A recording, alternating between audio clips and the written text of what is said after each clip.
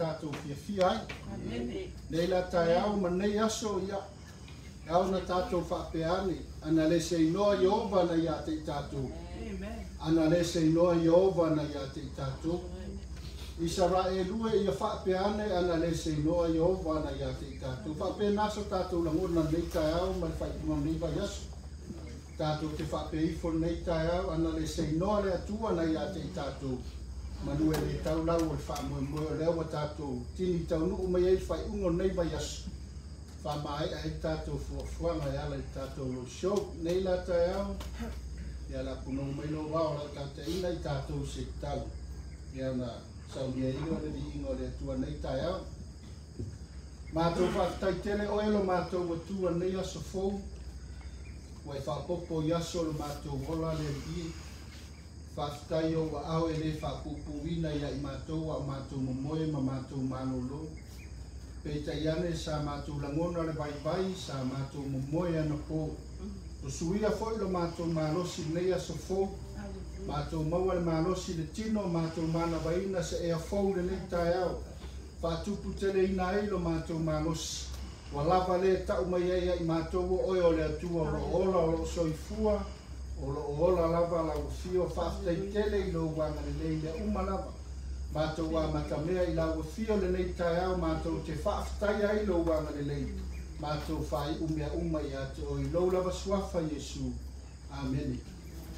La tātou pese mes tātou pese nei tai au. Mai le vavau i le whaavavau. Sumau oe. O le papa e le manu e lue lo o lo mawarua o te sai mai le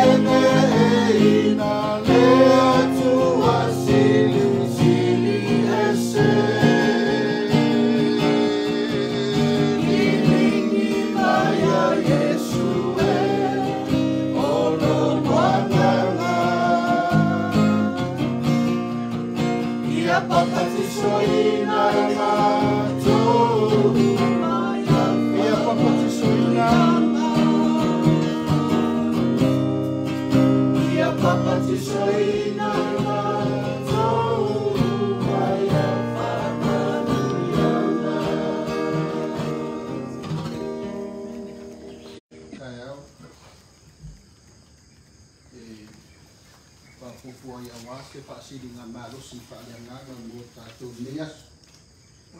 Maua le tusi o Filipi lo na mta upu e lua. Ai o te whaitawina lo na whai upu mua ma whai upu e lua e whapendei. O le nei, a whai ai ai se whaamawhanawhana i a Keriso.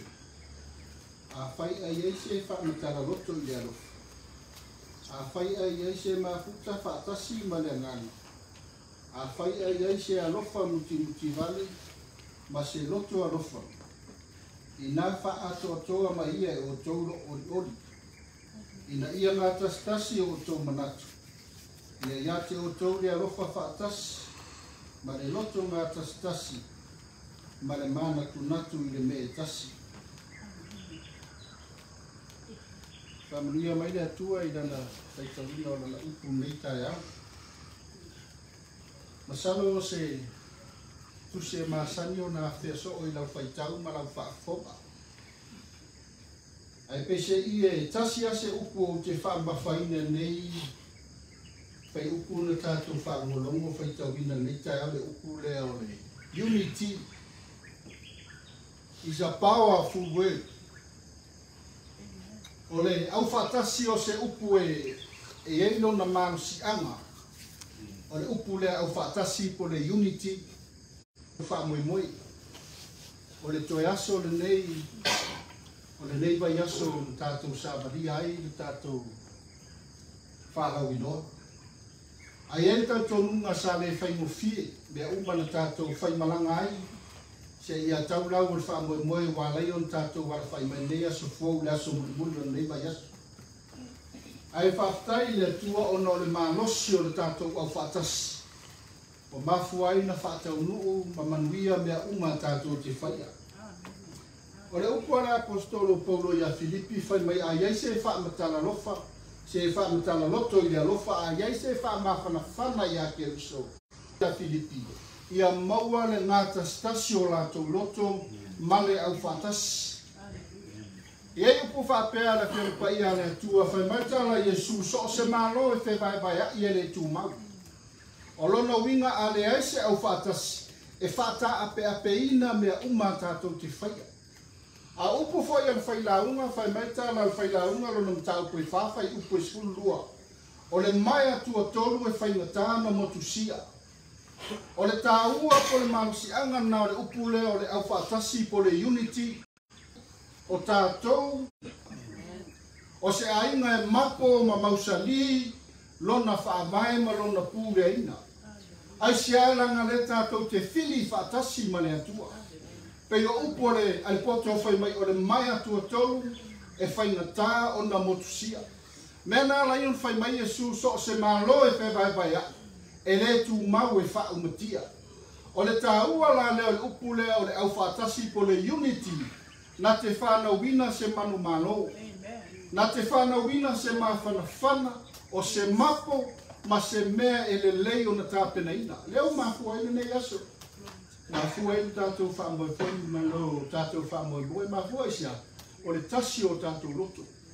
So whaftai le tua e. Ai e tātou nunga o tātou e tofu a tātou mo tātou tuatuangia. Ai maisi ale teimi nei e mana o mia i tātou e o tātou a inga. Ai maisi o tātou nuu mo tātou i tumalo. A leo tātia mea uma. Au o tātou o mai e whaatino lo tātou whaamoe moe. Ioi. Te masalo foi wa leva na e fia foi i poro. Te leo tuatuani. Au e nofo mai a. O se langonga ia te oe. O le au whaatasi. O le unity. Tātou te whauina i se mea ina ia le lei mamautu. Mela lea so whaafitai le atua tai angi. O sa wha mamafa nā tātou a inga nei tai angi. Tā ua le upu le o le unity. O le au whaatasi. Ioi. A e wha maitala Iesu. So se māloa e whai vai a i e wha umatia. E le tū mau. Mea nā so whaafitai le atua nei tai au. I alofa le atua i a whau whaatasi o tātou loto. I le loto whaatasi ma le manatu e tasi. Ma le au au nanga e tasi whai mai Paulo. Wa ato atoa mea umai ate o tau Filipi. A ia o tau wha ato atoa mai o oli oli. Ina ua ngā tasi o tau loto mo o tau manatu. tau te au nga i atua, me whaila na tupu le kālesia I konito, I oi. Na whata a pepe ina ma ese le lātou mang. Me nā rai on whai mai paulo konito un where ea le atua I a te o tō. Na whasa tauro ina ea paulo e suia I o tō. A me nā sau whaftai ala tu paulo, wa mau ese umatangata o konito. Me nā sau whaftai le atua, a le aise unity tono tātou aina. E le aiso na manu si ana. I oi. Ese o tātou manatu. E ingo whanau mai ai, se mea le anga ngai moi mai foi ti Apollo I tono tātou aina. A le mena so whaftai le atua tai au nei o le whamanatu a Paulo I a Filipi. Le tā u o le manatu whaatasi, ma le loto whaatasi. Tātou whawaianga le lei ma le whamaoni o le atua tātou whainga malanga. Mātou whaasoa foi marisi o uso e lungo le mātou potu, nisi o pō mātou tātou noa le anga le lei o le atua. Tātou tā milo atu ai I le tūle o tani, tātou wo mai I le tūsale. Io e moi foi o lungo au wala e whaamata e whaingo fia o tātou manatu mar tātou waai. Ai o ngai ngoi e inga ruenga le anga le larangi na telepetia o tātou loto soifua ma so o.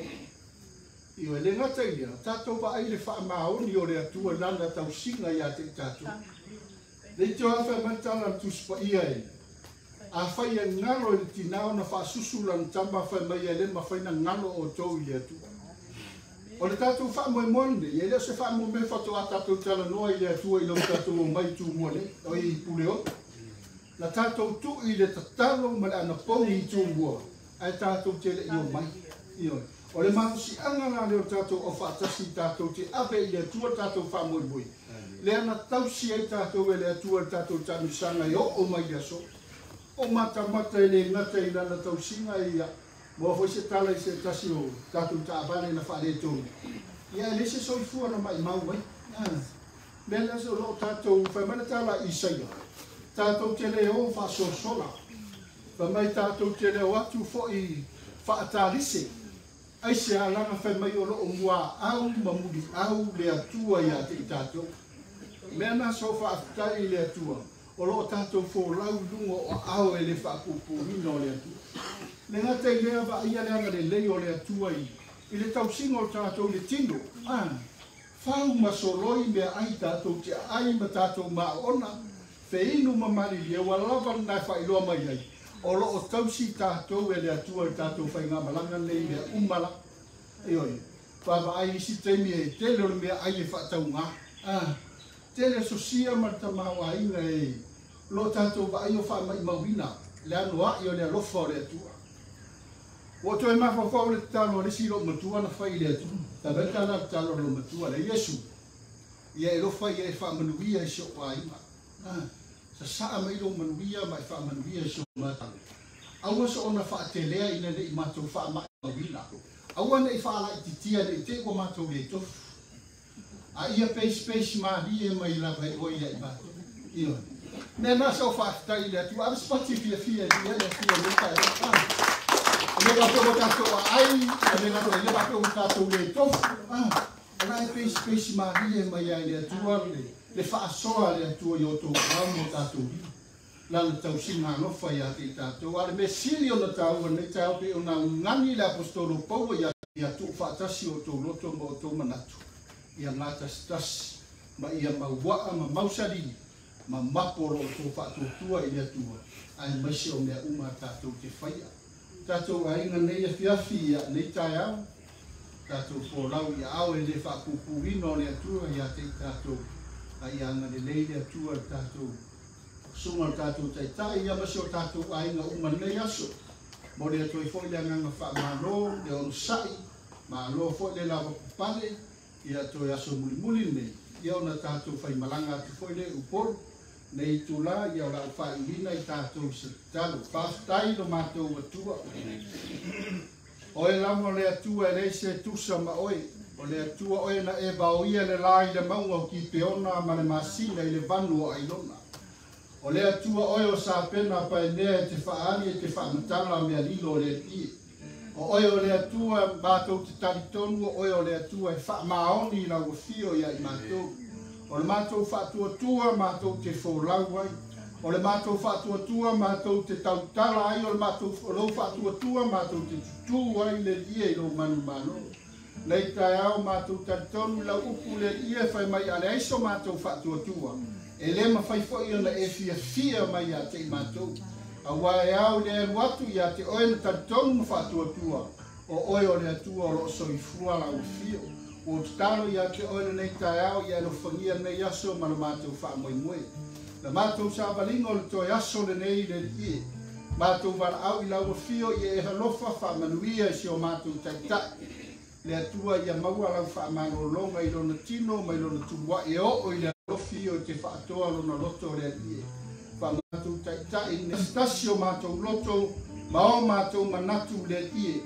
Mātou te whau ai se mea le lei e le ngata I le manuia o si o mātou atunu o Samoa. A o lau mafio mo rovi inga lo mātou tamā. Mātou wala au whamanuia le ie so mātou ainga nei tai au. Whamanuia fo I a fioanga ma la rafanga la mātou sāwalia le ie. Sausawina I mātou le mana o lo toto Yesu nei tai au. Whamanuia si o mātou watunu o Samoa le ie.